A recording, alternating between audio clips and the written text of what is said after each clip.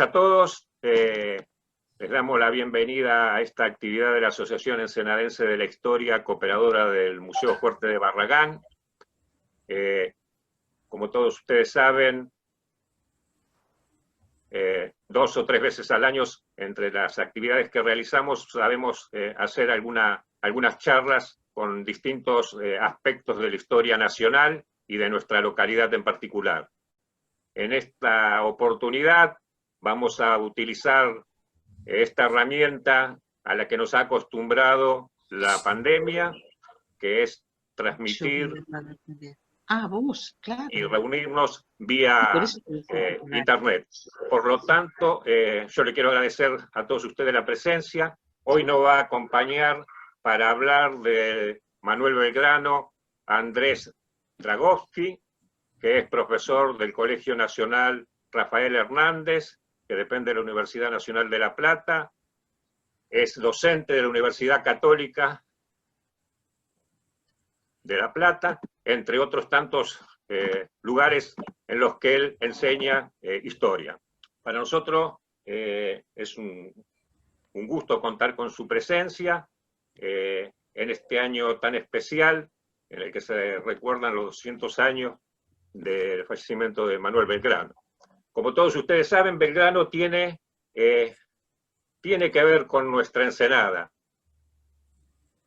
Fue él como cónsul, como secretario del consulado, en el año 1798, que dicta un decreto por el que se subsidia a las familias que se radiquen en Ensenada y que planten árboles y hagan huertas.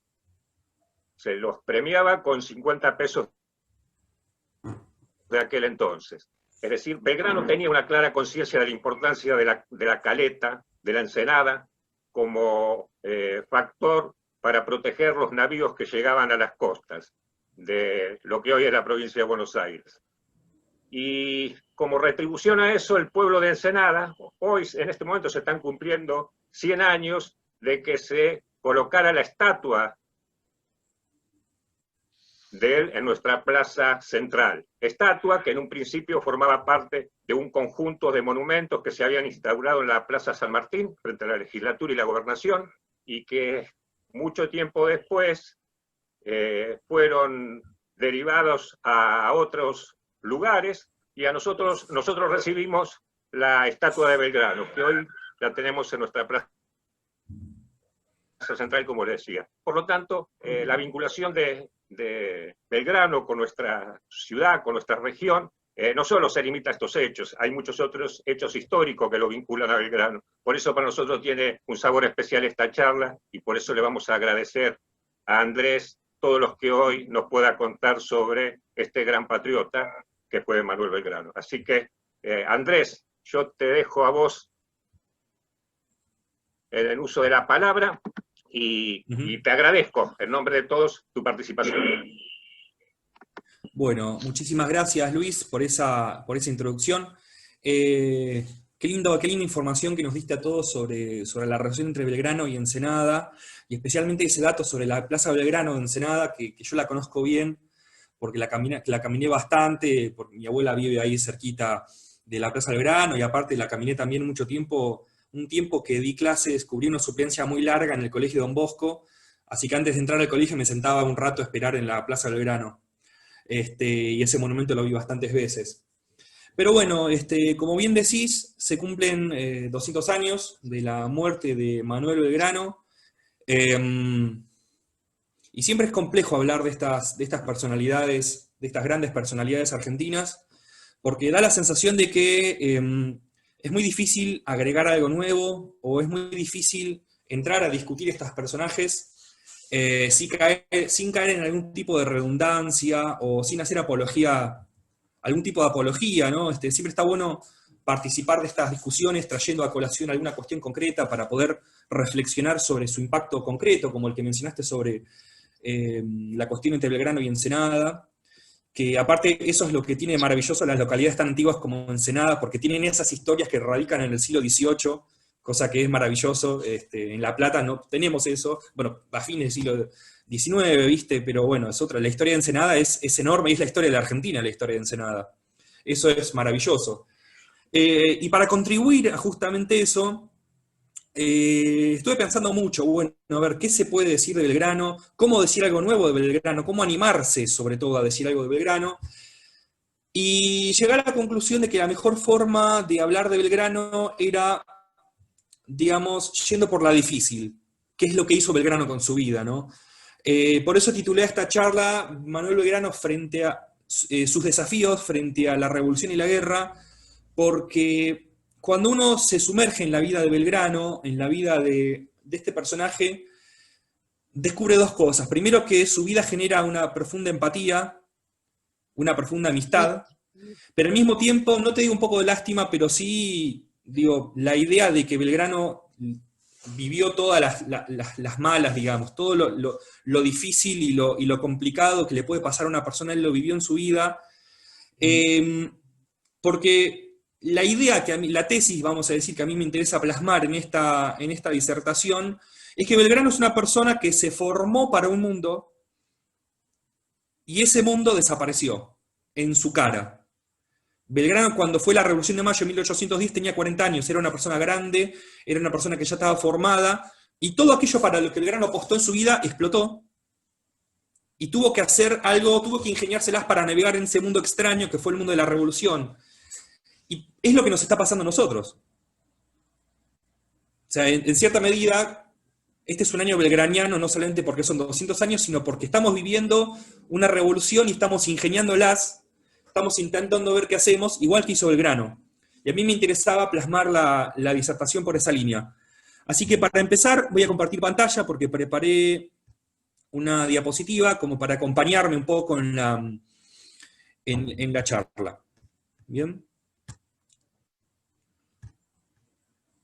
Bueno. Es muy sencillo caer en algunos lugares comunes cuando se habla de Belgrano, ¿no? Creador de la bandera nacional argentina.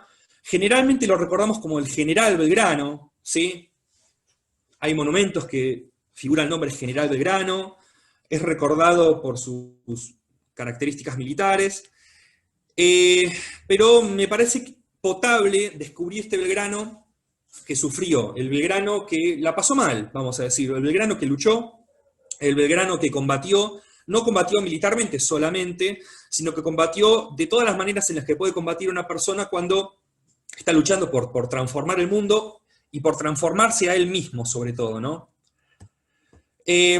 Para poder entender a Belgrano, para poder entender qué es exactamente lo que hizo Manuel Belgrano, qué tanto le costaron las cosas, hay que movernos un poquito antes de 1810 y todo lo que fue el proceso de la década revolucionaria, y entender un poquito lo que fue el Virreinato del Río de la Plata, ¿sí? El Virreinato del Río de la Plata fue un espacio político que se creó a fines del siglo XVIII, en el último cuarto del siglo XVIII, para reorganizar esta parte de Sudamérica que antes dependía, era todo el Virreinato de Perú, Sudamérica. La Sudamérica española, hasta el 1760, el último cuarto del siglo XVIII, era todo Virreinato del Perú. Cuando asumen una nueva casa reinante, que son los Borbones, que son los que siguen reinando España, deciden implementar lo que se llama, lo que seguramente se acuerdan de la escuela secundaria, las famosas reformas borbónicas, e implementan una reorganización del territorio virreinal y nombran capital del virreinato a la ciudad de Buenos Aires, que en ese entonces era una ciudad muy aislada del epicentro del mundo español, que era el Perú, y en América Central y en Norteamérica era la Ciudad de México. Buenos Aires era una ciudad periférica, aislada, en el extremo del mundo. Alguien hizo una raya en la disertación. Era una ciudad aislada que tiene una serie de características muy notables y que van a ser las que marcan la carrera de Belgrano y la familia de Belgrano, los Belgrano Pérez. Lo primero interesante, primer contrapunto, Buenos Aires no tenía nobleza titulada. ¿Sí? Había una jerarquía imperial, había una jerarquía virreinal, pero la ciudad de Buenos Aires, y hacemos hincapié en la ciudad de Buenos Aires por cosas que vamos a ir desarrollando durante la charla, no tenía este abolengo imperial, no tenía una casta gobernante al estilo de las casas reinantes de antiguo régimen de Europa, ¿sí? como tenía, por ejemplo, el Perú y México, porque Perú y México habían sido los centros de los imperios azteca e inca, en donde se apoyaron las estructuras coloniales una vez que los españoles conquistan América, e implementaron reformas, transformaciones desde el corazón de la sociedad aborigen. Entonces, para el año 1600, en Perú existe una persona fundamental como el famoso Inca Garcilaso de la Vega, que era un miembro de la nobleza limeña, heredero tanto de los conquistadores como de la casta incaica, descendiente por vía materna de los últimos incas. Y así como mencionamos al Garcilaso de la Vega, mencionamos a otros, al famoso Tupac Amaru, ¿sí? También descendiente de la nobleza aborigen. Buenos Aires no tenía eso. Buenos Aires no tenía una nobleza feudal, digamos. Lo que había en Buenos Aires era una élite relativamente abierta, formada por comerciantes, y comerciantes de distintos orígenes de la península ibérica, vascos, catalanes, inclusive algunos genoveses que venían de otra parte del mundo mediterráneo, mucho andaluz. Es decir, que Buenos Aires, siendo miembro del Imperio Español, se alimentaba de, vamos a decir, la periferia cultural de España. ¿Sí? No había una élite castellana en Buenos Aires, había andaluces, catalanes, vascos. Importante el sector comercial, como dije, y el sector eclesiástico y el burocrático, que eran los que se ocupaban de la estructura administrativa colonial. Y la familia de Belgrano, los Belgrano Pérez, eran miembros de esta clase rica, vamos a decir, que se había hecho a sí misma, más vinculada a la lógica capitalista que a la lógica feudal o más tradicionalmente monarquista. Belgrano es miembro de esa élite porteña, que se destaca por su rol económico e intelectual. Él mismo va a estudiar leyes a la Universidad de Salamanca, mientras que sus hermanos, por ejemplo, Domingo hizo una carrera eclesiástica muy importante, llegó a ser miembro de la dirigencia eclesiástica de la Ciudad de Buenos Aires. Su otro hermano, Carlos, hizo carrera militar, propiamente hablando, profesional. Entonces Belgrano forma parte de este mundo de ricos nuevos, digamos, típico de Buenos Aires virreinal, y en Europa empieza a entrar en contacto con las nuevas ideas, que ya para fines del siglo XVIII estaban transformando la cosmovisión de cómo se entendía el mundo monárquico, feudal, etc. Pero cuando uno dice nuevas ideas, hay que hacer un balance un poco más prudente, porque no es que las nuevas ideas automáticamente destruyeron el viejo mundo. Cuando uno dice nuevas ideas, estamos hablando de las nuevas ideas avaladas por la monarquía española. Entonces Belgrano fue a estudiar leyes, entró en contacto con la economía liberal, con la economía clásica, encontró en contacto con una idea de despotismo ilustrado, que los propios Borbones eran representantes. Los Borbones habían implementado las reformas en América. Es decir, que ellos eran una familia monarquista reformista, comparada con lo que habían sido los Habsburgo, que habían sido los tradicionales feudales. Y como parte de esta carrera muy importante, los Belgrano Pérez eran de los más adinerados de Buenos Aires. Cuando Belgrano Manuel termina su formación en Europa, vuelve a Buenos Aires y es nombrado secretario del Real Consulado de Comercio, que es importante detenerse mínimamente en esto, porque acá ya tenemos un Belgrano que entra a trabajar en esta oficina de la colonia en la década del 1790, ¿sí? Es decir, Belgrano es un funcionario de la monarquía. Belgrano es un servidor del rey. Belgrano no es un revolucionario, es una persona que defiende la monarquía del despotismo ilustrado, la monarquía de las reformas borbónicas. ¿Qué es lo que va a hacer en este consulado? El consulado era una típica agencia colonial encargada de dirimir el conflicto entre los comerciantes, encargada de otorgar las patentes de monopolio. Digamos, uno sabe por la escuela secundaria que el Imperio Español se manejaba por el famoso monopolio. Pero este monopolio había que administrarlo, había que asignarle el monopolio a tal o cual comerciante. Este comerciante se encarga del comercio de esclavos, este otro se encarga del comercio de tabaco y así. Y Belgrano estaba en esa oficina que se ocupaba de repartir esas cosas. Y acá es donde empieza un poco lo interesante de Belgrano, porque Belgrano no fue un funcionario más, ¿sí? Ya en su actividad como servidor de la corona, empieza a destacarse por hacer muchas cosas más de las que tiene que hacer, digamos, por contrato. Empezó a implementar una serie de renovación ideológica que iba digamos, de la mano de su formación ilustrada. Entonces, cuando él le decía, mira, Belgrano, tenés que administrar el comercio de la zona del litoral bonaerense, no se hablaba del litoral bonaerense en ese entonces, pero se entiende que estamos hablando de esta región, él decía, bueno, ¿qué hacemos entonces? Hay que construir escuelas, hay que implementar una renovación legal de lo que significa introducir determinados productos, hay que fomentar el cultivo de nuevos vegetales, nuevos alimentos. Por ejemplo, Belgrano propone cultivar arroz en los esteros de Liberá, que es una medida que en el entonces no generó mucho impacto porque se consideraba bastante utópica, que con el tiempo se terminó implementando, ¿no? A mediados del siglo XX se cultiva arroz en Corrientes, pero en la época de Belgrano era una idea como bastante, no de avanzada, pero bastante surrealista para el entonces. Las ideas de Belgrano tenían el problema de que eran muy buenas, pero no generaban mucho impacto en la sociedad. No es que se implementaran automáticamente. Aún así, él siempre estaba disputando esas cuestiones. Belgrano empieza a fundar diarios, empieza a entender que es importante para generar una riqueza y la famosa felicidad, ¿no? Él siempre en la línea de la economía clásica, entendía que hay que fomentar la felicidad, que estamos viendo con los corazoncitos que aparecen en la imagen,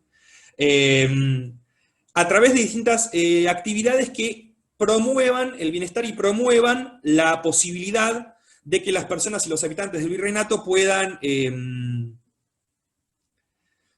participar de la generación de la riqueza.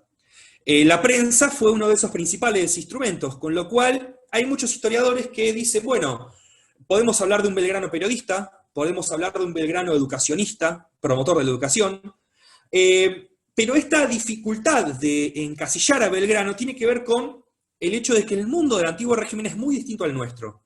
Entonces Belgrano era todo eso porque era un funcionario ilustrado de la corona. El problema, voy a pedir a las personas que están observando esto que no dibujen porque se vuelve muy difícil seguir la charla. Gracias. El problema del Imperio Español y el problema de qué significa ser revolucionario empieza con las invasiones inglesas. Porque ahí es donde la cosa se empieza a complicar. De repente, las invasiones inglesas rompen la estabilidad o la situación más o menos estable que se venía dando en esta parte del Imperio Español, y de repente hay que formar tropas, ¿sí? En el Imperio Español había tropas de frontera que defendían la frontera con los indios, había los famosos blandengues, que eran que se ocupaban de la zona policial, de las cuestiones más bien policiales, pero no había tropas de línea. Entonces Buenos Aires necesita llamar a la leva, se forman las milicias son cuerpos irregulares, ¿sí?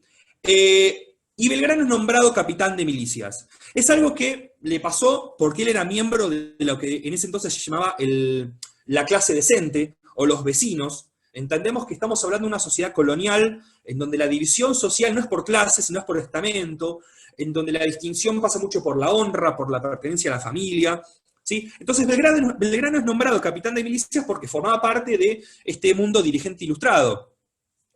Pero con las milicias, en las invasiones inglesas que logran repelerlas, Belgrano tiene su bautismo de fuego, digamos, combatiendo a los ingleses. Cuando los ingleses toman Buenos Aires en la primera invasión inglesa, él no jura la lealtad a Gran Bretaña y se escapa a la banda oriental, a lo que hoy es Uruguay.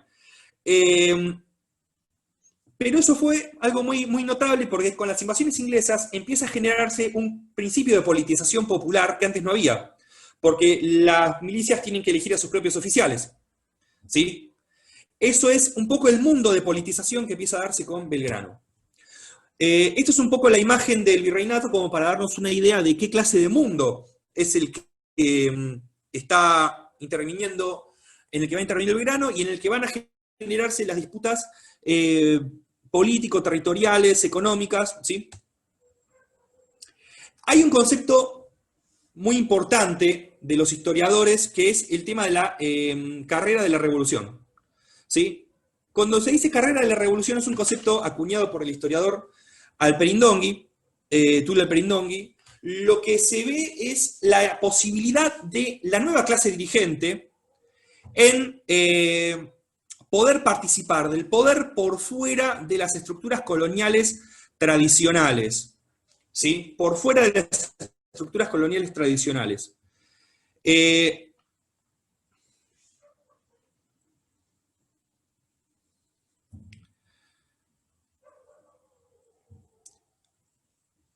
Luis, ¿podrías disponer de la posibilidad de los oyentes de no intervenir en la pantalla del Zoom, porque se hace muy difícil continuar con la palabra?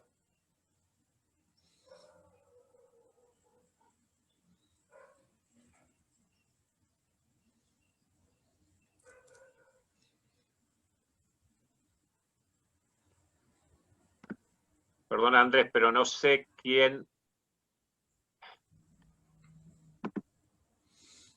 ¿Podés administrar la posibilidad de que los participantes tomen esa acción?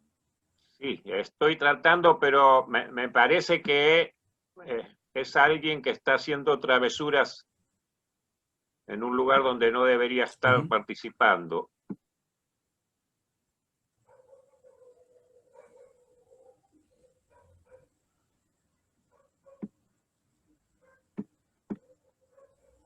Yo lo tengo a la vista ahora, pero no estaba viendo antes, por eso no entendía lo que decías vos, pero bueno. Bueno. Claro, a mí me pasaba lo mismo, tampoco lo veía. Ahora Perfecto. lo vemos. Ah, bien, Sí. bien. Sí. No sé, Andrés. Bueno, continúo. Tomás, espera, bueno, está bien, sigamos que voy a intentar, creo que tenemos detectado el problema.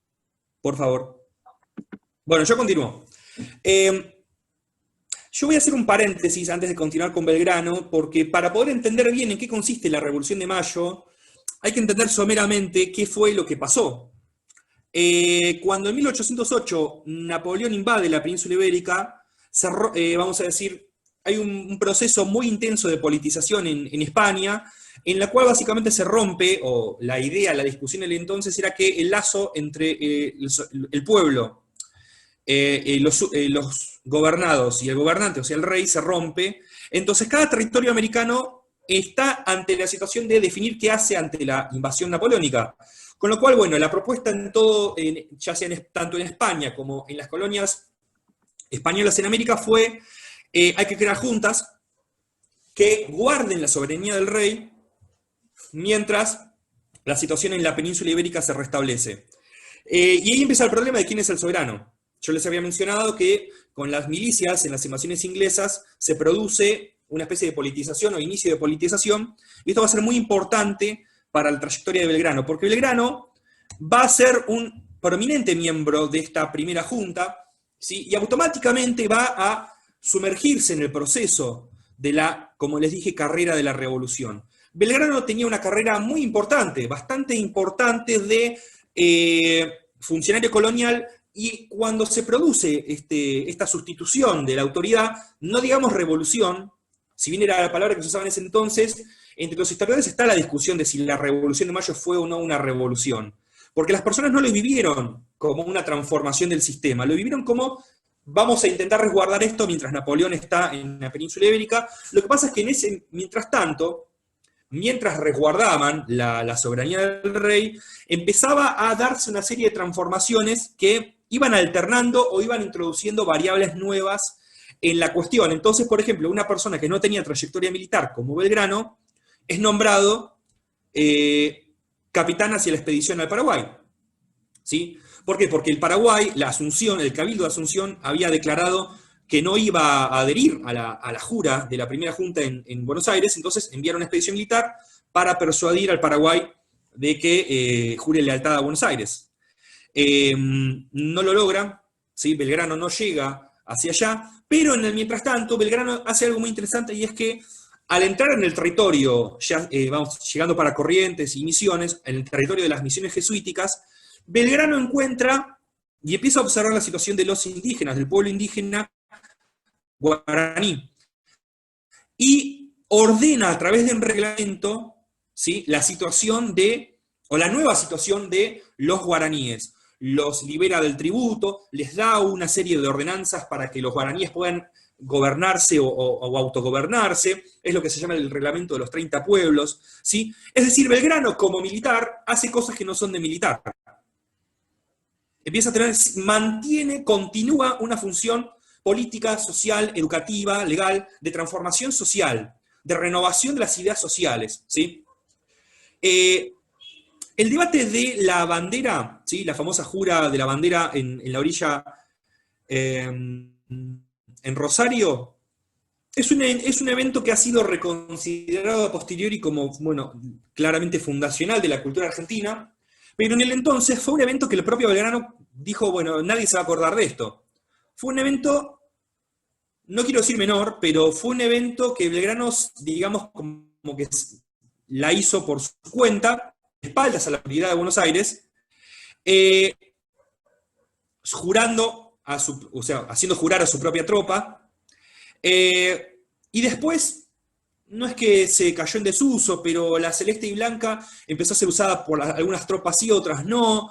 San Martín, cuando fue general del Ejército de los Andes, llevó una bandera celeste y blanca, pero distinta a la bandera actual, ¿sí? Y está el debate, bueno, de los colores. Yo quise meter un poco la pregunta, bueno, ¿de dónde Belgrano sacó los colores de la bandera argentina? Si de la Casa de los Borbones, que los colores de la Casa de Borbón son el celeste y blanco, o del manto de la Virgen, o si se inspiró en el cielo. Son debates, digamos, amplios que cada tanto son interesantes de tener. Si después de terminar la charla podemos tener ese intercambio.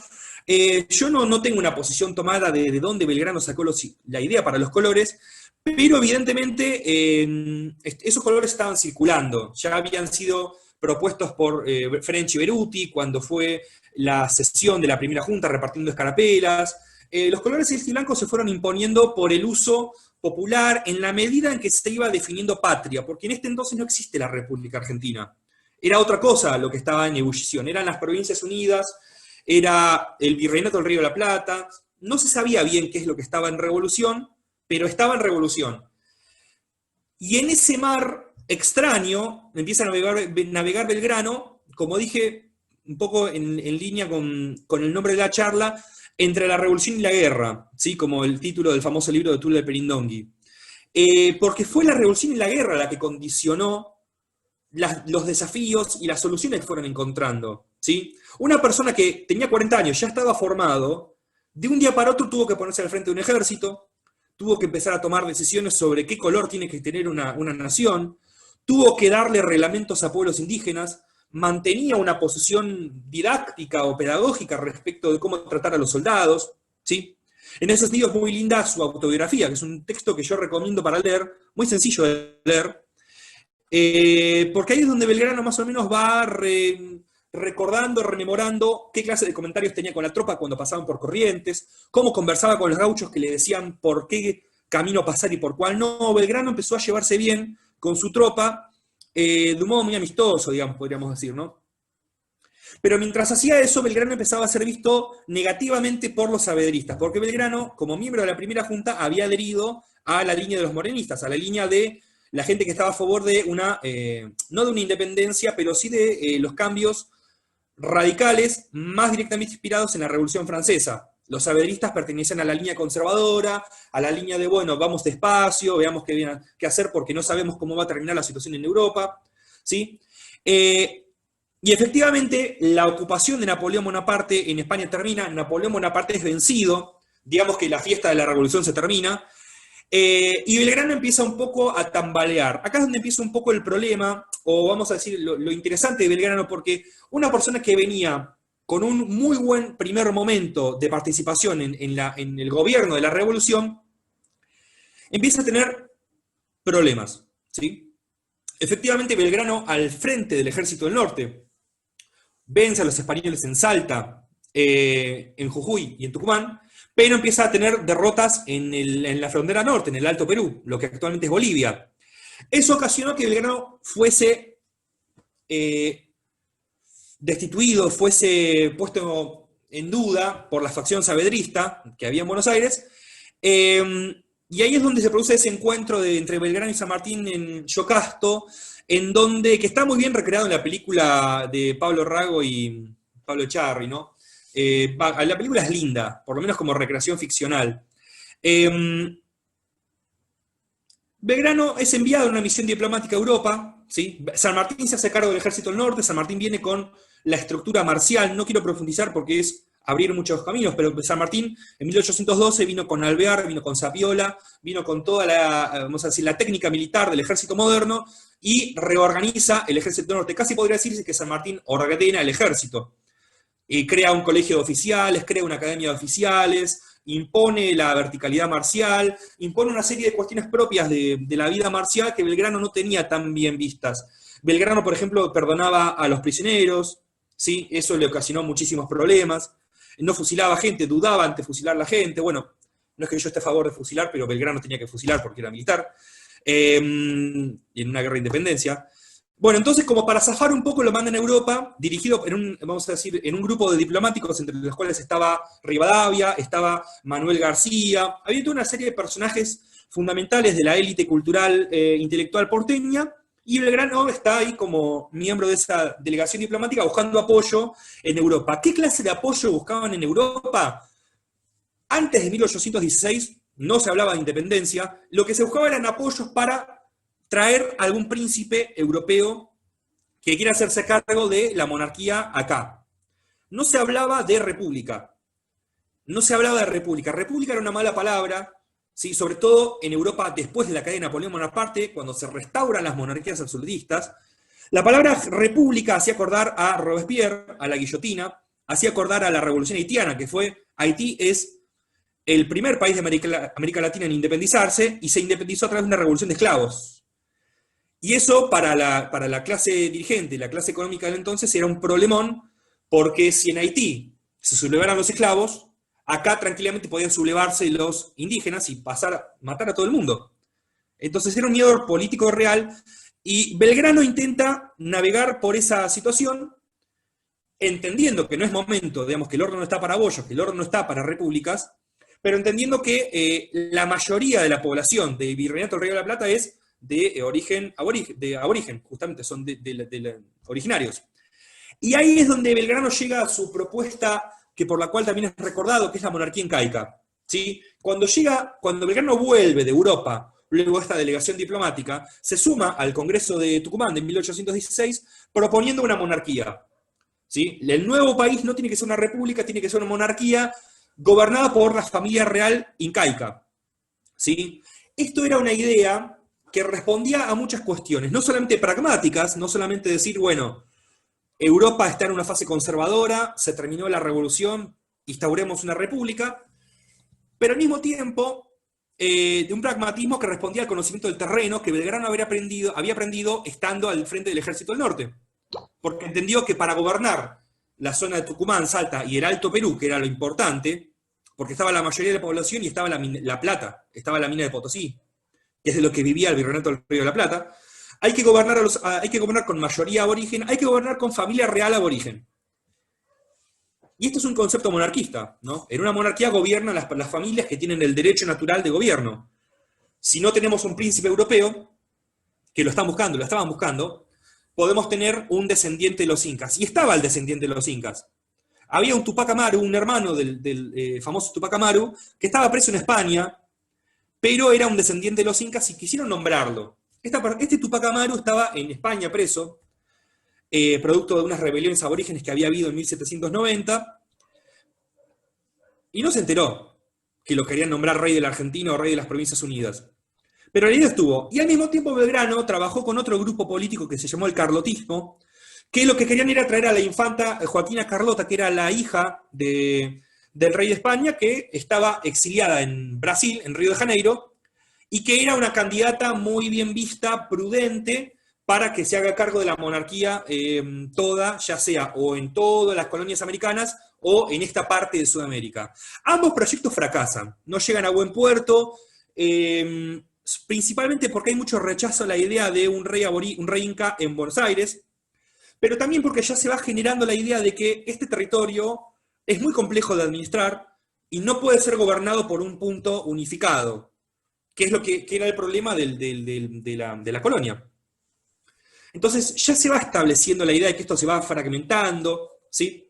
Ya lo tenemos a Artigas en la banda oriental proponiendo una liga de pueblos libres, una confederación. algo más parecido a Estados Unidos, como era el entonces. A partir de 1816, luego de que no se impone la propuesta de Belgrano, se impone la propuesta del directorio, que el directorio era una especie de monarquía, pero camuflada con un lenguaje republicano, ¿sí? Esto lo dice Alperindongui, era una monarquía republicana. El supremo director era un soberano único, la gente que votaba era menos del 1%, ¿sí? Entonces era un gobierno autoritario que mantenía el control, que es lo que quería Belgrano en última instancia. Lo mismo San Martín. San Martín estaba totalmente a favor de la propuesta de Belgrano. ¿Esto para bajarlo? Sí. Para después de 1816, como decía, tenemos un estancamiento de la situación personal de Belgrano, ¿sí?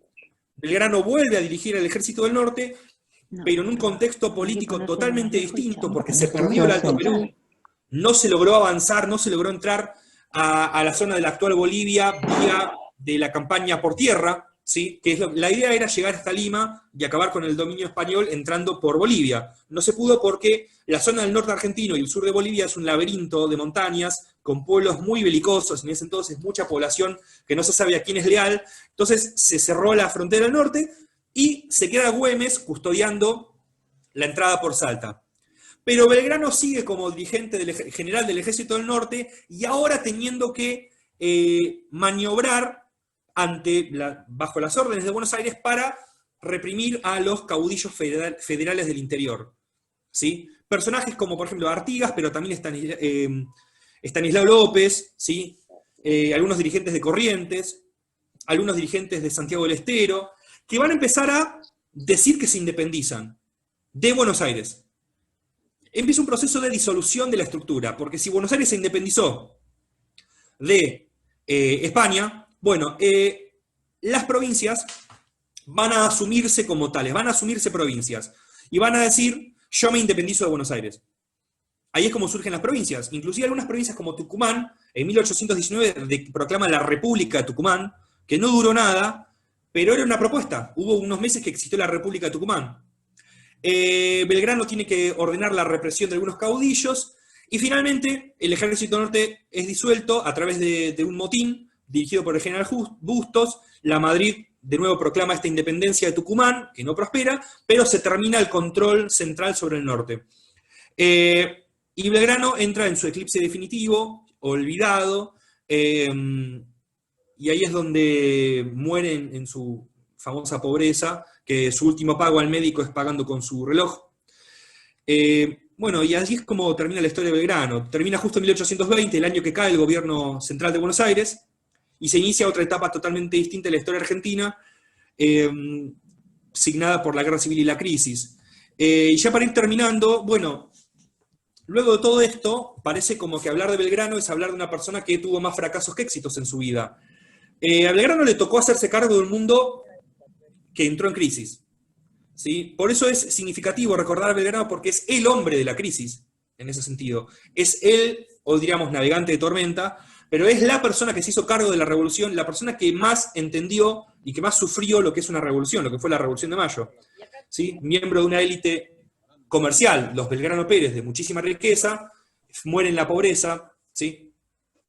Ilustrado, educado en Europa, muere olvidado por su propio gobierno, muere luego de una serie de fracasos militares, con algunas ideas interesantes, innovadoras, cuando fue secretario del consulado, ideas conservadoras, pero prudentes, cuando participó del Congreso de 1816. En definitiva, es una persona que se hizo cargo del momento y que mejor entendió, o que mejor vislumbró en el corto plazo, qué clase de decisiones había que tomar para manejarse y navegar este difícil proceso que fue la década revolucionaria. Ninguna de las ideas de Belgrano se impuso, hay que decirlo, pero sí quedaron como testimonio de lo que era pensar ilustradamente, pensar republicanamente y pensar en una obra de gobierno original para este territorio que entre 1810 y 1820 estuvo en franco proceso de crisis, y muy pocas personas tuvieron ideas originales de qué hacer. Uno de los pocos fue Belgrano. Y con eso doy por finalizado.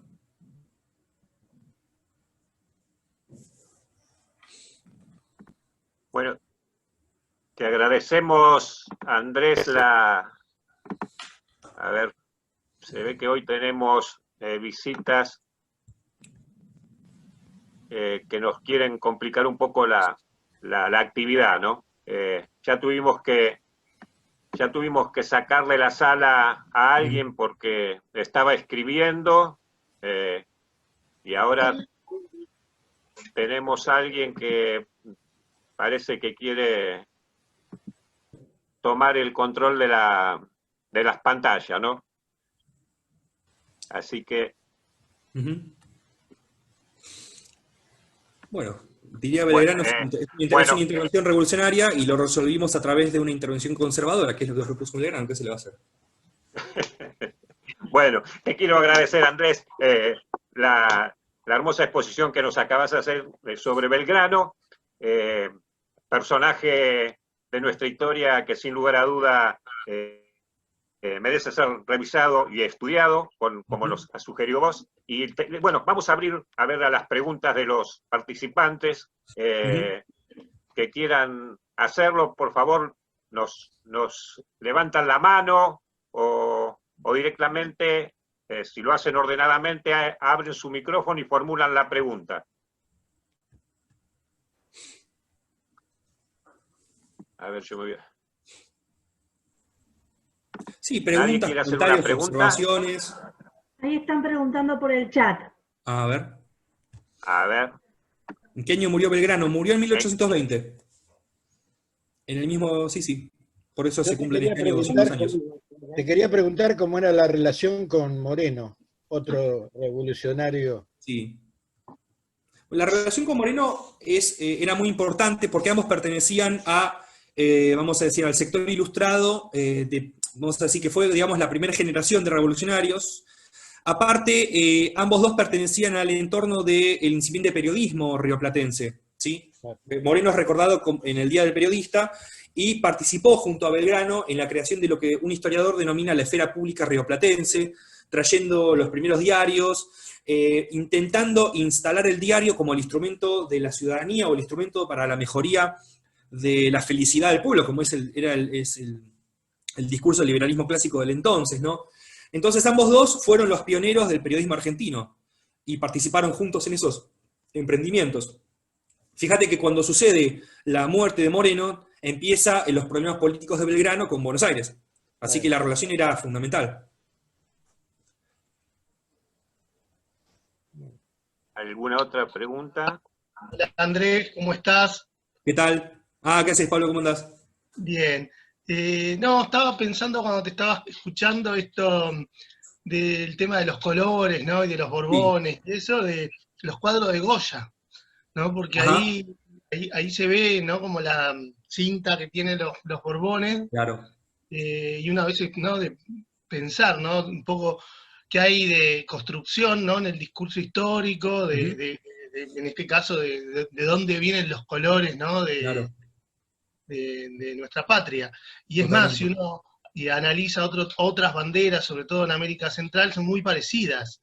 Entonces digo, ¿qué intereses habrá también representado las reformas borbónicas, ¿no? En el caso, sobre todo, bueno, de Belgrano, que tiene toda una activa participación en el consulado, como vos hoy estabas comentando.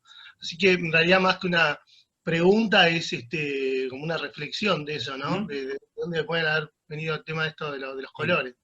Sí, no, yo coincido en esa reflexión y cuando estábamos cursando Americana 1, yo le hice la pregunta al profesor Ritano de ¿por qué los colores de las banderas de América Central son tan parecidos a los de Argentina? Y básicamente es porque esas repúblicas de América Central fueron, no querría decir libertadas, pero sí visitadas por el famoso marino Hipólito Bouchard, que era un corsario, pero corsario bajo bandera revolucionaria. Entonces hay quien dice que las banderas de América Central son homenaje a la bandera de Hipólito Bouchard, ¿sí? Y en el caso de los colores argentinos, por eso yo propuse, bueno, están las distintas hipótesis, la famosa teoría de la máscara de Fernando, que es la idea de que, bueno, nosotros queremos ser independientes, pero como no está el horno para bollos, decimos que somos leales y seguimos jugando con los colores de Borbón. Es una idea que está buena, que tuvo su auge, pero a mí me parece demasiado maquiavélica para la época. Me parece que los revolucionarios de 1810 eran honestamente ilustrados, borbónicos, pero la elección del celeste y blanco te da la pauta de que estaban decantándose por una idea de control y no la bandera roja y amarilla. ¿Sí? Ahora, si tiene que ver con el manto de la Virgen, los colores del cielo, yo creo que todas las opciones son igualmente válidas en el sentido de que los colores celeste y blanco se empezaron a imponer de facto. Se empezaron a imponer eran los colores que empezaron a usar la tropa, la milicia, son colores que se impusieron de facto, y la Asamblea del año 13, 3 años después de la primera junta, declara la escarapela nacional porque ya estaba instalada en los usos y costumbres del pueblo. Entonces ahí hay un poco una especie como de surgimiento medio misterioso, ¿no? de los colores, y se alimenta de todo el significado. Sí, no, comparto la reflexión. Después, otra cosita ahí que vi que hubo alguien que preguntó en el año en que se murió Belgrano, vos hoy habías comentado algo, bueno, 20 de junio, sabemos de 1820, pero que fue una fecha que pasó muy por arriba el tema de la muerte de Belgrano, porque fue el día de los 3 gobernadores. Tal cual. Justo el 20 de junio. Y hubo un tercer acontecimiento que no lo estoy recordando, pero habían sido 3 acontecimientos de ese mismo día. Pero era un lío en ese momento todo. 3 gobernadores, es que es el año que surge la provincia de Buenos Aires. Y básicamente, o sea, porque se perdió y se ganó una serie de batallas medio aleatoriamente, la provincia de Buenos Aires no son 3 provincias al mismo tiempo. De hecho, creo que hubo un general cuyo nombre no recuerdo, que se atrincheró en Luján, y básicamente controló toda la zona de Luján, Areco, todo el norte de la provincia de Buenos Aires pudo haber sido otra provincia, tranquilamente. Bueno, estaba parte del proyecto del grupo Rivadaviano, que Sí. parte era eso. Es el problema, ¿no? ¿Qué hacer con Buenos Aires? Partirla o no en 1000 pedazos, que un poco hoy también se habla de eso, ¿no? Era un problema Buenos Aires. Pero sí, fue el año de los 3 gobernadores, Belgrano ya estaba olvidado, y el problema en Buenos Aires es que ya era otra camada política la que gobernaba en 1820. De hecho, cuando el propio San Martín vuelve de Perú, una vez ya independizado Perú, a propio San Martín no lo recibieron bien en Buenos Aires. Así que imagínate. Y San Martín era una persona que había gobernado Perú, había liberado Chile, no es que no era un olvidado de la historia como pobre Belgrano. Si a San Martín no lo aceptaron, imagínate a pobre Belgrano. Andrés, desde el consulado, sí, con las limitaciones que imponía, por supuesto, la corona española,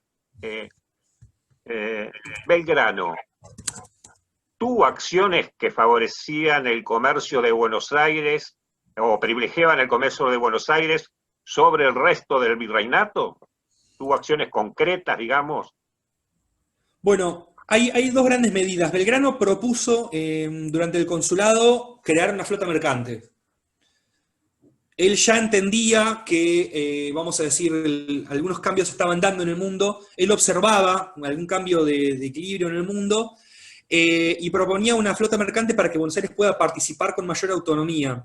Ahora, decir Buenos Aires en el 1790 era decir algo que no se entendía muy bien qué era, porque por un lado era la capital del virreinato, pero por otro lado era una ciudad periférica, porque el centro del virreinato del Río de la Plata era Córdoba, Tucumán, Potosí, el sur de Bolivia. Eso por un lado, pero por otro lado, Belgrano como fisiócrata, como formado en la economía clásica, entendía que la riqueza está en la tierra. Con lo cual él entendía que para que una nación produzca, hay que asentar a la gente en la tierra. Entonces vos mencionaste el fomento al apoblamiento de Ensenada, yo mencioné el fomento del cultivo del arroz en Corrientes. Corrientes en ese entonces era el extremo del mundo. Con lo cual podemos entender que Belgrano entendía en un sentido amplio el fomento de la riqueza, que no se concentraba solo en la ciudad de Buenos Aires.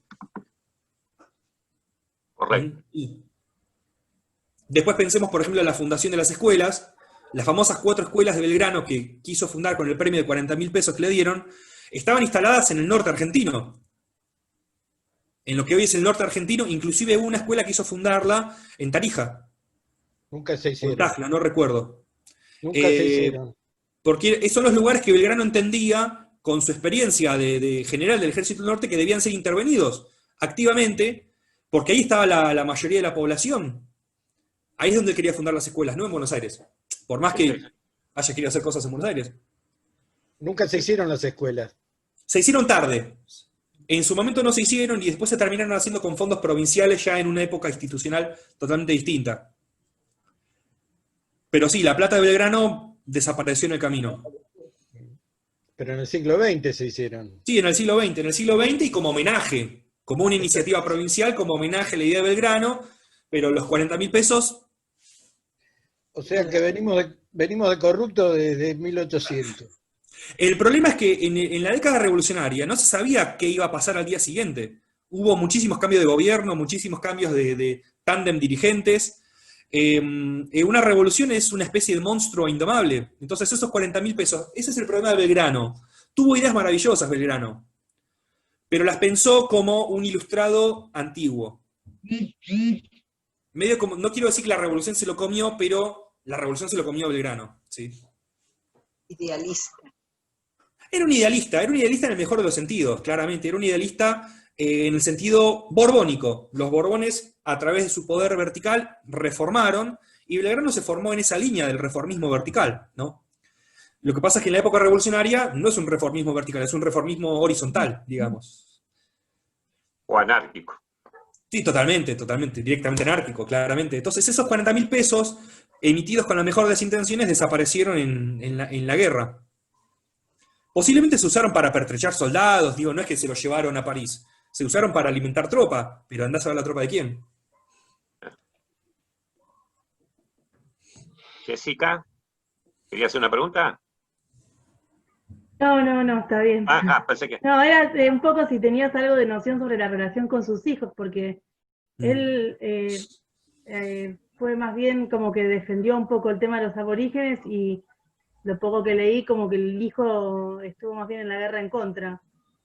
Lo que pasa es que el hijo de Belgrano, Pedro o Carlos se llamó, no lo pudo criar Belgrano. Lo terminó criando Rosas, porque Belgrano se puso en matrimonio con una parienta de la esposa de Rosas, de Juan Manuel de Rosas. Entonces su hijo se terminó llamando Rosas y Belgrano. Terminó teniendo una participación muy importante en el... Pero llegó a casarse Belgrano, porque yo tenía entendido que nunca puso así bien claro su paternidad para no poner en evidencia a la mamá del hijo, porque era una relación no formal para esa época.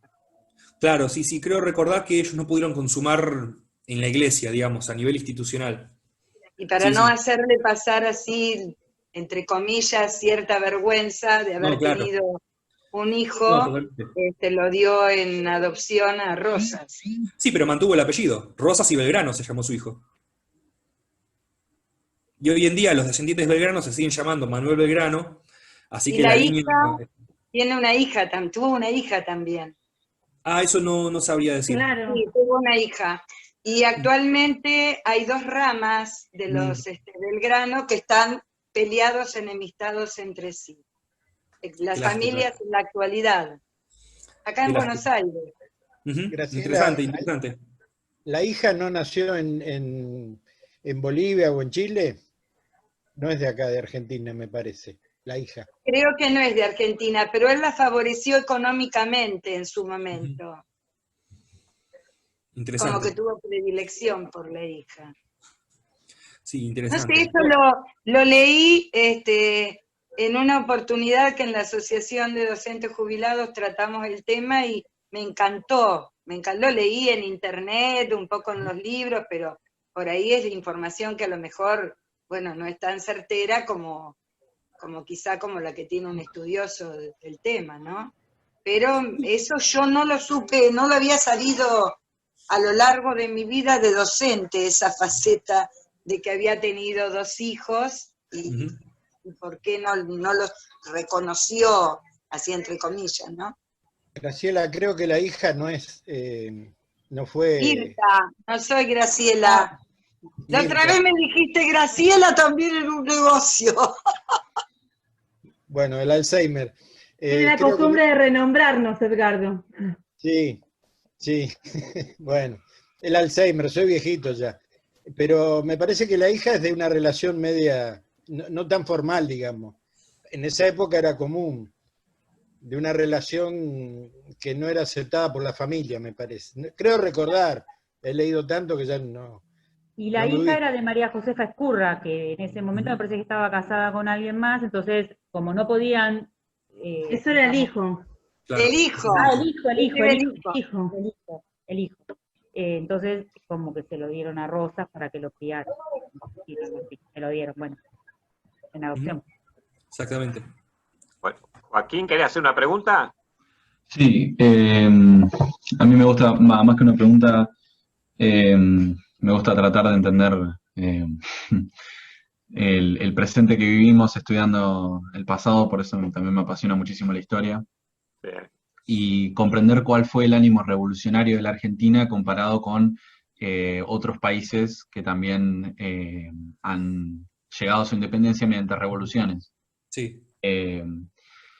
Y me parece muy interesante cómo se desarrolló la revolución acá y lo diferente que es con la revolución de Estados Unidos y lo diferente que es con cómo se forma la república en Francia, por ejemplo, y hacer un poco una observación sobre lo distinto de cómo acá dominó más una idea más conservadora quizás, una idea mucho más tirada hacia un control, un ir paso por paso, y contrastando con Estados Unidos, las 13 colonias tuvieron esos pensadores conservadores, pero en general defendieron la idea de que había que deshacerse del Reino Unido y formar una nación propia. Y nada, pensar un poco cuáles fueron nuestros pensadores y nuestros ilustrados que formaron nuestra nación, las bases de nuestra nación, y contrastarlos con estos otros pensadores. Sí, totalmente. No, el tema de la formación de las repúblicas, de cómo un Estado surge y por qué cada república tiene sus particularidades, es fundamental. Y la comparación entre Argentina y Estados Unidos es muy, pero muy buena, porque básicamente son los opuestos exactos, ¿no? Igual la Argentina, dentro de América Latina, es muy relevante porque es el único territorio que no fue reconquistado por España una vez que Fernando VII es restaurado en el trono. Todos los países de América Latina, México, Colombia, Venezuela, Perú, la independencia de Perú le fue impuesta por San Martín, lo cual también es muy interesante. Todos mantuvieron o se retrayeron a una situación de dominación colonial, menos la Argentina. ¿Por qué? La explicación que se da es que la Argentina logró organizar muy rápido tropas patriotas totalmente consustanciadas con la causa revolucionaria. O sea, que la causa revolucionaria produjo sus propias tropas. En cambio, en el resto de América Latina las tropas eran preexistentes y fueron seducidas por una facción u otra dependiendo del momento, ¿sí? Nosotros formamos tropa propia. Pensá en el regimiento de patricios, pensá en el ejército de los Andes, pensá en los granaderos a caballo. Eso no existía en otro país, ¿sí? Acá mantuvimos tropa propia y por eso nunca, desde 1810 en adelante, mantuvimos autonomía, ¿sí? Comparable con respecto a la diferencia con Estados Unidos, es un problema porque Estados Unidos, como su nombre lo indica, son 13, o sea, surgen como 13 países distintos. Exacto. Sí. Cada uno con su propio puerto. La unión de Estados Unidos es un deseo de los estados de América del Norte de unirse. Exacto, en cambio acá sí, era un solo puerto y el un conflicto territorio entre que se fue desgranando. y Hamilton, ¿no? Muy conocido. Tal cual. Sí. Porque Hamilton defendía la centralización de la moneda del banco, y Jefferson, que quería impulsar su candidatura a la presidencia, estaba en contra porque perjudicaba su visión pública o su aceptación pública en el estado creo que de Virginia era él. Sí. Y nada, esos conflictos acá son muy distintos. Acá las discusiones que hay son otro nivel. Es otra cosa. Porque también, o sea, acá también vemos fragmentación regional muy fuerte, pero está discutida desde otro lado. Desde otro lado totalmente, porque el imperio que organizó esta tierra es totalmente distinto de Inglaterra. Exacto. Acá, por ejemplo, el Cabildo, la institución urbana vecinal por excelencia, siguió controlando, por ejemplo, Buenos Aires hasta entrada de la década del 20. Y eso era un problema, porque ya había una especie de gobierno de la provincia de Buenos Aires, en la Junta de Representantes y el gobernador, y seguías teniendo Cabildo, que era una estructura colonial que seguía teniendo mucho poder. Y en Buenos Aires, imagínate, en otras partes de Argentina, en donde el Cabildo era más importante todavía. ¿Sí? Con lo cual el debate de entrada es totalmente distinto. La herencia de la ideología colonial, ¿sí? La relación que tuvimos nosotros con la Revolución Francesa. Esto que te contaba hace un rato de la propuesta de la monarquía por una cuestión meramente pragmática, ¿sí?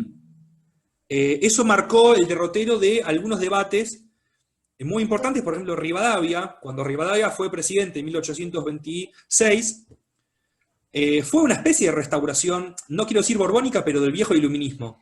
Centralizar todo bajo un control, crear una universidad, la Universidad de Buenos Aires, que no tenía Buenos Aires universidad, pero era la idea de que Buenos Aires tiene que ser una capital imperial. Crea la universidad, crea un teatro, crea una serie de cosas típicas de capital imperial a lo España. Cosa que Estados Unidos no tuvo, por ejemplo. Cada ciudad estaba por su cuenta. Exacto, sí. Así que muy bueno el contrapunto. Para entender a Argentina, el contrapunto de Argentina-Estados Unidos es muy importante.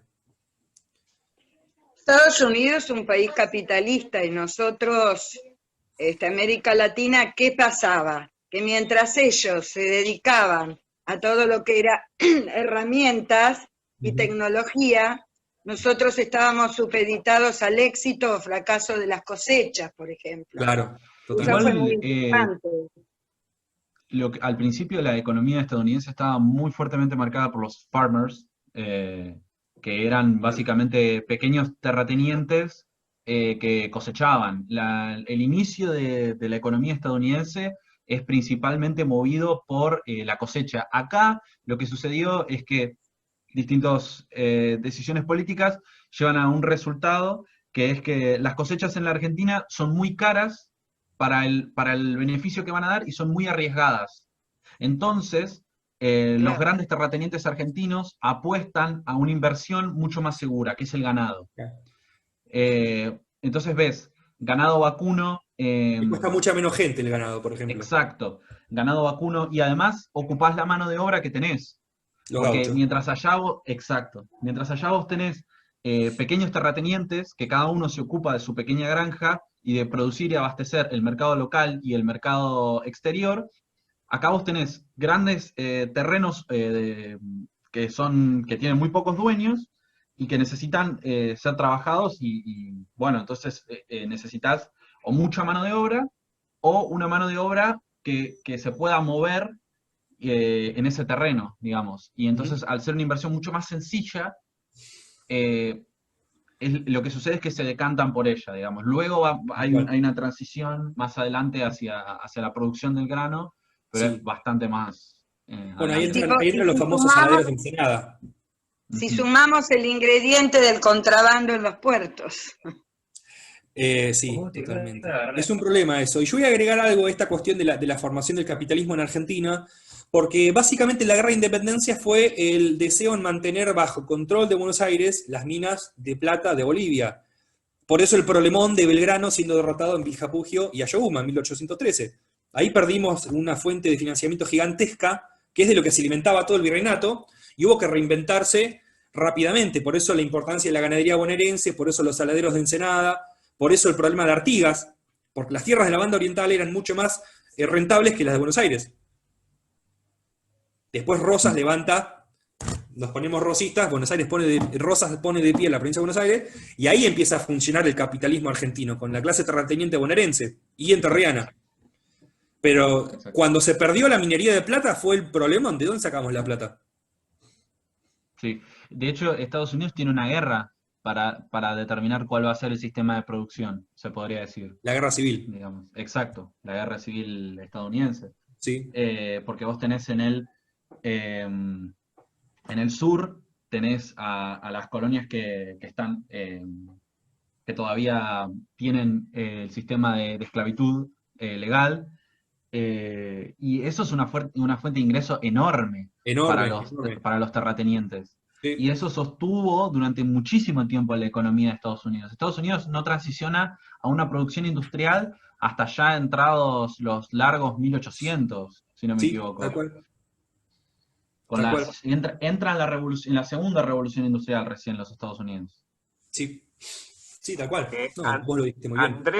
Andrés, si yo te pidiera que me digas cuál es el legado de Belgrano, cuál es el legado que nos dejó Belgrano, con todo el cambio que ha habido, con todo el proceso histórico argentino, digamos, ¿qué dirías vos hoy? ¿Hay algo que podamos rescatar de ese legado de Belgrano que tenemos todavía, digamos, como cuenta pendiente? Sí. Yo diría que Belgrano en el corto plazo es problemático porque Belgrano entró de lleno en el proceso revolucionario. Pero yo diría que en el largo plazo lo que Belgrano deja es la vocación de, vamos a decir, es la idea de que es posible analizar la sociedad para determinar qué clase de sociedad queremos. Y poner en marcha, desde las ideas, la transformación social. ¿Sí? Belgrano en ese sentido fue un observador de la sociedad, consustanciado con la ideología de su tiempo, que era el iluminismo, pero también atento a lo que es necesario hacer. Fundar escuelas, implementar cosechas nuevas, que se hizo. O sea, Corrientes produce arroz, pero se hizo más de 100 años después. Erradicar poblaciones, fomentar la educación pública. Belgrano, cuando propone sus 4 escuelas, arma un reglamento de educación en donde él decía que el docente, el maestro, tiene que ser una persona relevante en la comunidad, igual que el general, que el cura, que el funcionario, etc. La idea de que la educación es la que transforma la sociedad, que la educación es la fuente de la riqueza de la sociedad. Belgrano cuando, por ejemplo... Quería agregar esto, cuando Belgrano fue general, otra vez en el Ejército del Norte, en 1818, larga un diario dentro de sus tropas para enseñar a leer a las tropas. O sea, ni en su peor momento, él quería dejar de fomentar la lectura del periodismo. Y eso es maravilloso. Sí. Sí, sí. Eso es el gran legado de Belgrano, yo diría, ¿no? La idea de que la ciudadanía argentina debe, y este es el mandato vertical, debe educarse para progresar, si no, no hay chance. Perfecto, gracias Andrés. Me gustó mucho muy claro la lo que decís. frase. Luis, Sí. quería decirle a Andrés que me gustó mucho la frase "el hombre de la crisis". Sí. Realmente, eso lo incorporo como nuevo, no lo tenía visto así visualizado, ¿no? Es verdad, él se formó para determinados proyectos y se encontró en un panorama distinto. Es lo que nos está pasando hoy. Exacto. Hoy somos todos belgranianos porque somos todos hombres y mujeres de la crisis. Así que más legado que ese, imposible. Y encima en el 2020, justito 200 años del famoso año de la anarquía, Muy buena es demasiado justo. Belgraniano. Es un año eminentemente belgraniano este. Sí. Perfecto. Sí, muy bueno eso. Yo lo Queremos anoté. no tener 3 gobernadores en la provincia de Buenos Aires. Por favor. ¿Hay alguien que quiera hacerle un comentario, Andrés, o hacerle alguna pregunta? Sí, comentario, observación, reflexión, acompañar con alguna palabra, como hizo Pablo. Estuvo muy bueno, muy didáctico. Tu charla fue muy didáctica, muy clara. Bueno, muchas gracias. Sí, esa era la idea, ¿no? Aparte, me gustaron las intervenciones, porque eso es lo que importa, ¿no? Yo traigo un debate, una idea, pero el intercambio me parece que también fue, puede ser un rato más, muy rico. A mí me sirvió, por ejemplo, yo iba anotando, me sirvió porque iba fijando conceptos que si bien los tenía, pero los fui recuadrando en frases específicas que dijiste. Ah, qué bueno. Eso es bien de docente. Bien, Me bien, gustó bien. mucho la intervención de este chico con respecto a Estados Unidos. Ah, de Joaquín, sí. Y eso daría lugar para un debate muy importante porque nos hace repensar lo que fue la revolución. Sí, claro. Cuándo terminó y cómo terminó, porque vemos libros de historia y hasta principios del siglo XX y seguimos con los mismos personajes, la aristocracia porteña que gobernó el país los últimos 200 años. Sí. Es para debatirlo, ¿viste? Es para seguir. Y podemos comparar la Argentina con otros países de América Latina, ¿no? Con Perú, con México, con Chile, con Brasil, que son experiencias revolucionarias interesantísimas, respecto a las cuales la Argentina tiene algunas ventajas y tiene debilidades, ¿no? También. Pero más ventajas. Pero, por ejemplo, en cuanto, por ejemplo, a la revolución, bueno, digamos, a lo que fue en América Latina, porque dicen que los eventos generalmente, los de América Latina, son muy parecidos entre sí.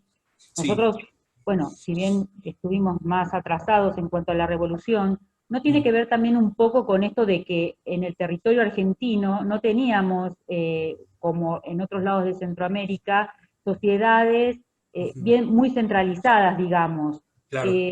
quizás la revolución fue más atrasada, y como vos decís, nosotros tuvimos que armar todo lo que es la milicia, todo, porque no había un territorio con gente asentada. Esto con respecto a los pueblos originarios, digamos. Hasta entrado el siglo XIX creo que todavía estaban peleando para conquistar el territorio, los territorios de Chaco. Sí, claro. Todo lo que Chaco era recién en 1930 lo organiza. Claro, y creo que más o menos como que lo dominaron a través de, creo que los adventistas, me parece, como la introducción de la religión. Sí, en el Chaco fue así, tal cual. Y otras debilidades, digamos, el alcohol y todo que trajo el hombre blanco, ¿no? Me parece que más, aparte de estos pensadores, teníamos un territorio con esta sociedad rica, que generó pensadores, pero que traían una idea muy aferrada de lo que era España, y bien después fueron esos que lograron la revolución en Argentina. Creo que se atrasó porque había muchos intereses económicos, y esto de un territorio que estaba habitado por diferentes, digamos, vamos a decirlo así, aunque no esté bien, originarios, que no tenían asentamiento. Entonces eran difíciles de conquistar también los territorios. Me parece que lo que sí está bueno, que no sé si en otros lados también pasó, este tema de que la sociedad tenía que ser educada. Me parece que no sé si en otros lados implementó esto de una escuela pública, con una, digamos, con una plataforma tan importante. Como vos decías, Estados Unidos, si bien es el contrapunto de Argentina, no tuvo no sé si tenía universidades realmente de Estados Unidos, mucho no sé, pero también creo que como vos decías, los militares todo iban al mejor postor. Me parece que también eso retrasó un poco también la revolución, no sé si estoy bien o mal. Pero... No, está muy bien, yo haría algunas aclaraciones. No había una población aborigen del tipo que había en Perú y México, que eran sociedades profundamente ricas, estratificadas, con tradición de estados autónomos, como era el Imperio Azteca y el Imperio Inca. De hecho, la mayoría de la población aborigen en Argentina estaba, y está, pero digo, hablamos del pasado, estaba en la zona noroeste, ¿digo bien? Noroeste, perdón. Noroeste. Y de hecho fue la masa de las tropas de la Guerra de Independencia. Exacto. Güemes, por ejemplo. Los del noroeste, por ejemplo, también estaban muy influenciados por lo que eran, o sea, eran pueblos que también estaban conquistados por estos, por ejemplo, por los mexicanos o por la cultura peruana, digamos. Entonces, en por este ahí caso, claro, la peruana, sí. Claro, también querían liberarse de eso, de esa conquista, y quizás por eso también fueron los que ayudaron a armar estas milicias. Sí, totalmente.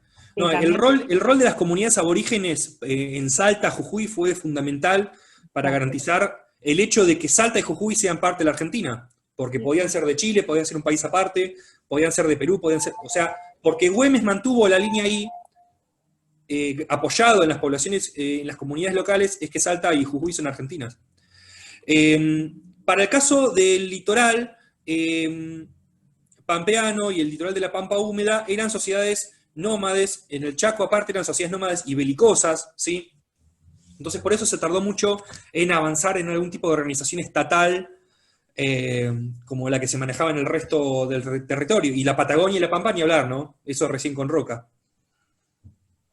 Entonces hay una serie de particularidades, ¿sí? Y el rol de la educación pública es que hay una frase muy interesante del historiador Tulio Perindongui, y es que en la Argentina hubo que inventar una nación.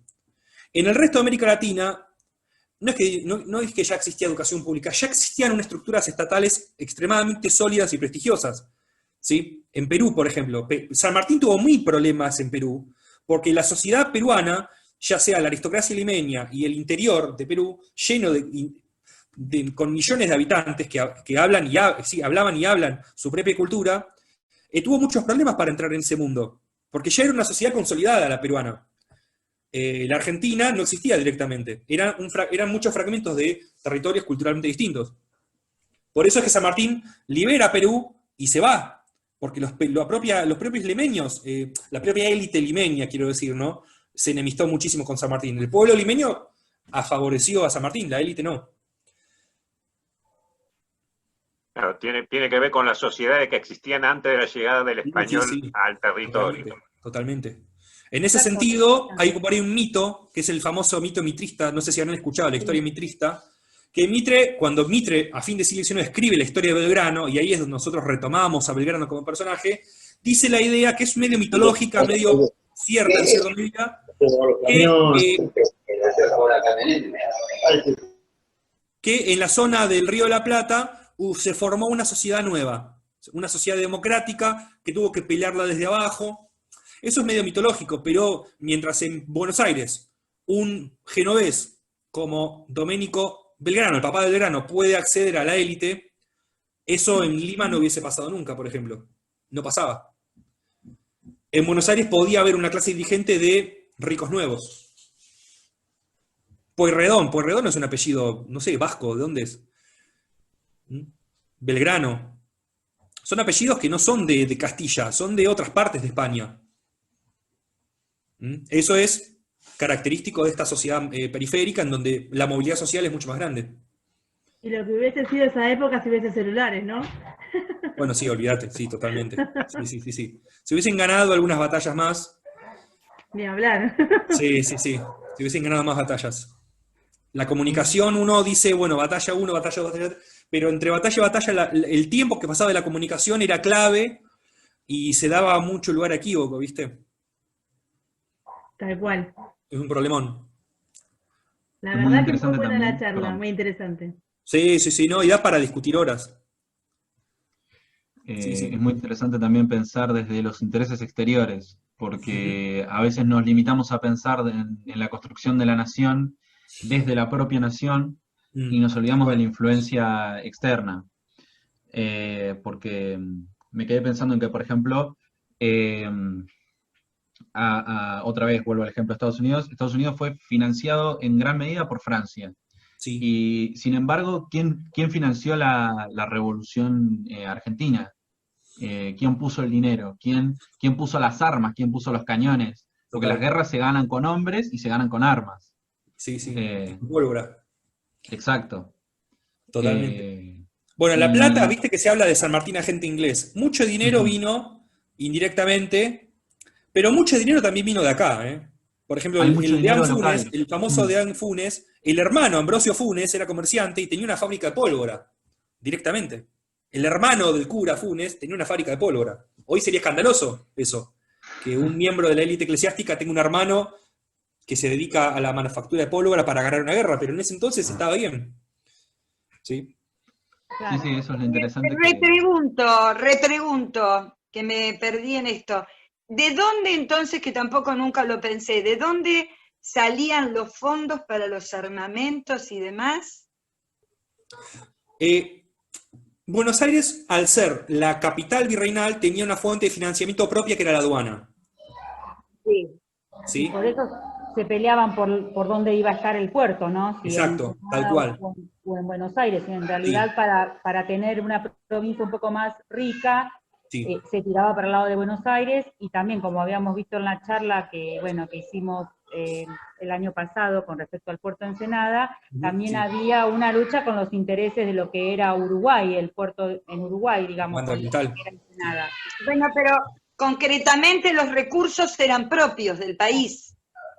Yo diría que los recursos en gran medida eran propios, y los ejércitos de los Andes y San Martín se alimentaban del territorio en el que ocupaban. Claro, cada uno le daba lo que tenía, digamos, iban pasando y la gente los iba alimentando. Que ese fue el problema del Ejército del Norte. Por eso Belgrano tuvo tantos problemas en el Ejército del Norte, porque como el centro norte de la Argentina es tan diverso, social y geográficamente, el Ejército del Norte empezó a partirse en 1000 pedazos, porque cada general respondía a su propio territorio, y así es como se fragmenta Córdoba, Santiago del Estero, Tucumán, porque cada ciudad manejaba su propio recurso y no quería estar cediendo constantemente a Buenos Aires. Ese fue el problema que tuvo Belgrano, cómo controlar a estos caudillos del norte, ¿sí? Yo mencioné el tema de San Martín y los ingleses porque ahí está la famosa tesis de San Martín agente inglés, para mencionarla, pero no es que hubo financiamiento británico. Para nada, yo diría. Hubo apoyo político a algunas personas, pero yo diría que los recursos de la revolución fueron propios y se improvisaron industrias. de pólvora, de armamento, la leva se hizo sobre el territorio, las famosas joyas de la dama de sociedad, ¿sí? Y obviamente el dinero de la plata potosina. Claramente. Andrés, uno repasando los hechos que llevan a la independencia, se puede, desde el punto de vista sociológico, podríamos decir que la revolución por la independencia de lo que hoy es la República Argentina, Sí. tuvo un fuerte componente, digamos, popular y Sí. también de la élite de aquel entonces. Sí, Es decir, sí, creo que hubo digamos, una acción mancomunada de la sociedad en su conjunto, digamos, Sí. por supuesto que había diferencias, pero digo, Sí, obviamente. los distintos sectores sociales participaban de la idea de la independencia, contrario a lo que pasó en otros casos históricos, ¿no? Sí, coincido plenamente. Lo característico de la revolución en la Argentina fue que rápidamente hubo una politización popular. Pensemos en el famoso El pueblo quiere saber del 25 de mayo de 1810, pero al mismo tiempo, la propia tropa de los ejércitos de independencia, los Andes y del norte, tenía que estar moralizada para la causa patriota. Por eso Belgrano, no es que Belgrano editaba el diario del ejército para que la gente se entere, Belgrano, digamos, entre comillas, adoctrinaba a su tropa para decirles, vamos a luchar por la independencia. Las propias tropas, había un problema siempre en términos de cadena de mando, y ahí es donde entra un episodio que yo no mencioné, porque no quería extenderme, pero que es la relación que tuvo Belgrano con Manuel Dorrego, que eventualmente fue gobernador de la provincia de Buenos Aires, y Sí. cuya muerte, cuyo fusilamiento por Lavalle, en 1828, generó un proceso de politización popular intensísimo, que casi se rompe en 1000 pedazos la provincia de Buenos Aires y ahí es donde aparece Rosas. ¿Qué es lo que indica eso? Que la revolución, la guerra de independencia, no en 1810, lo que pasó en Buenos Aires, sino el conjunto de la guerra a lo largo de todo el territorio, arrastró y movilizó, como un efecto dominó, muchas poblaciones, y ese fue el problema.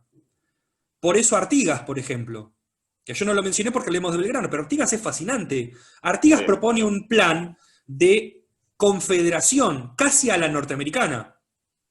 ¿Sí? Buenos Aires quería mantener la estructura virreinal gobernada por Buenos Aires. Artigas proponía igualdad total, reforma agraria, de una radicalización inconcebible para el entonces. Le decían anarquista a Artigas, ¿sí? Pero eso era también movilización popular, ¿sí? Güemes, por ejemplo, en Salta, Güemes se apoyó en el prestigio que él tenía en la gauchada y las comunidades aborígenes que respondían a él. Entonces, la sumatoria de la lealtad popular hacia algunos dirigentes es muy importante. Sí, coincido plenamente. Y acabas de nombrar otro personaje que también daría motivo para una charla como Dorrego, ¿no? Dorrego es fascinante, Dorrego es fascinante. Y la relación de Belgrano con Dorrego es muy importante porque está esa famosa... Hay 1000 cosas que dejé por fuera que no quiero dilatarlo, pero en 1814 se produce un episodio muy extraño en el cual estaba San Martín, ya jefe del ejército del norte, y estaba pasando revista a los jefes del ejército. Y Belgrano tiene esta cosa que hasta el día de hoy se dice que Belgrano parece que tenía la voz finita, y cuando San Martín pasaba revista, Belgrano dijo presente, y lo dijo con una voz finita. Y Dorrego se rió. San Martín retó a Dorrego, dijo, bueno, volvemos a pasar revista a todo el mundo. Cuando volvió a tomar la palabra Belgrano, lo dijo con voz finita, Dorrego se volvió a reír, y ahí lo rajaron por desacato. Pero Dorrego y Belgrano eran muy amigos. Era una relación, pero de una amistad profunda, hasta que Dorrego, parece que era medio díscolo, San Martín no se lo junaba a Dorrego, se lo mandó a Santiago del Estero, que era como en ese entonces te manden a la China, perdón por los santiagueños, pero quedaba lejos Santiago del Estero en esa época, y Dorrego forma parte de estos jefes militares de la élite, pero con mucho prestigio popular, muchísimo prestigio popular. Sí. Bueno. Luis. ¿Alguien más que quiera? Sí, yo. Sí. Entonces, las revoluciones en otros países, digamos, en otros lados, se dio más por una clase por esclavos, o cómo fue, porque acá... Y cada país de América Latina, sí. Cada país de América Latina tuvo su particularidad. Acá hablamos de Argentina, sí. O de las Provincias Unidas del Río de la Plata, que tienen un proceso muy particular, ¿sí? Pero, por ejemplo, en el norte de Sudamérica, Bolívar es otro universo de procesos. México es como decir otro planeta. México tiene una profundidad social absolutamente rica, ¿sí? Perú, otra cosa totalmente distinta. San Martín en Perú es un episodio que los argentinos no recordamos mucho. San Martín inventa la bandera de Perú, por ejemplo. Belgrano inventa la bandera argentina, San Martín inventa la bandera de Perú, y eso nosotros no nos los acordamos mucho.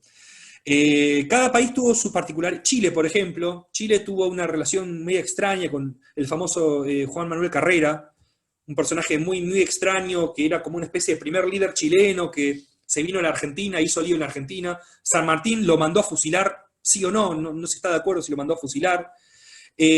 Uruguay, es interesante la historia uruguaya. Brasil es otro planeta totalmente. Entonces sí, cada región de América Latina tuvo sus procesos. Centroamérica, Cuba se independizó en 1890 y tantos, por ejemplo. O sea, los cubanos, estaba pasando todo esto. Cuba, que después vino con Fidel Castro, Cuba en este entonces no quiso saber nada con revolución.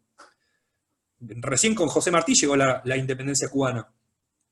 Entonces sí, es muy variado América Latina, muy complejo, como cada país, totalmente. Y la Argentina es la más rara, yo diría, porque es la única que no fue reconquistada por España. ¿Sí? Bueno, si les parece bien, vamos a ir cerrando esta rica charla que hemos tenido con Andrés, que empezó como una disertación y terminó siendo una linda conversación en la que intercambiamos puntos de vista y nos ha enriquecido. Andrés, eso mutuamente, que nos ha ayudado a enriquecernos un poco y a revisar nuestra historia, que no es algo que se haga muy a menudo y que creo que es necesario, porque recién uno de los jóvenes que participaba de la charla decía que servía para entender el presente, y es algo que nosotros repetimos siempre, ¿no? Por lo tanto, yo te quiero agradecer en nombre de la Asociación Enseñadense de la Historia. Seguramente te estaremos convocando en algún otro momento si sos gustoso de ayudarnos y de participar. Sí, por favor. Ahora, para mí, por lo menos una novedad, tenías algún pasado ensenadense, así que lo descubrí en esta charla. Así que, bueno, por todo eso te queremos agradecer tu participación y, bueno, estamos en contacto para algún otro momento repetir una experiencia tan linda como esta. Encantado. Yo voy a estar esperando, pueden contar conmigo para lo que sea, para seguir discutiendo historia de Ensenada, la historia de la provincia de Buenos Aires, la historia del Río de la Plata, para hablar un poquito también de Uruguay, lo que sea, encantado. Bueno, gracias Andrés, gracias a todos ustedes por haber participado, y bueno, te tomamos la palabra. Gracias. Gracias. Gracias. Muchas gracias. Está al oscuro, el otro.